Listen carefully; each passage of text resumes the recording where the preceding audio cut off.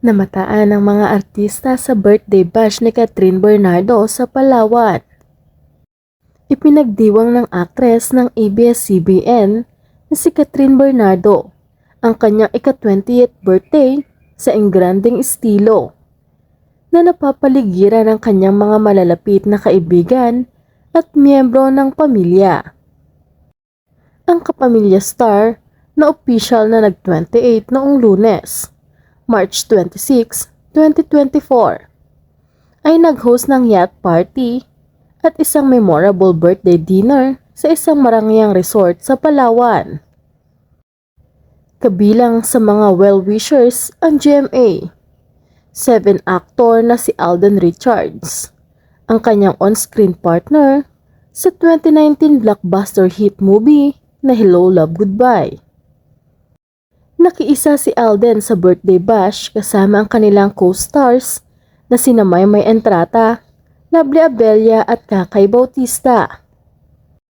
Ipinost ni Lovely ang kanilang group photo sa kanyang Instagram account na may caption na may ganamin, "Happy birthday, we love you so much."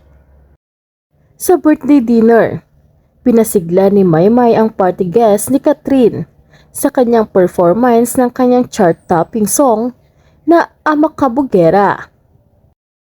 Itinampok sa post ni Robby Domingo kasama ang kanyang asawang si Mikey Pineda, kasama sina Joshua at Dominic Roque. Instant reunion para sa cast ng Hello Love Goodbye ang naging 20th birthday celebration ng kapamilya actress. Bumaha naman ang mga pagbati para kay Catherine sa kanyang comment section, habang ang iba naman ay niintriga ang dalaga sa leading man niyang si Alden o nagre-request na magkaroon ng sequel ang kanilang pelikula. Parang dumada moves na si Alden sa ad ng isang netizens. Comment naman ng isa, "Part 2 ng Hello Love Goodbye please." OMG, apaka-issue ko pero cut din in one screen. Sobra na to. Happy birthday, Queen Catherine. Pakialagaan si Kat, Boss Alden, say naman ng isang netizens.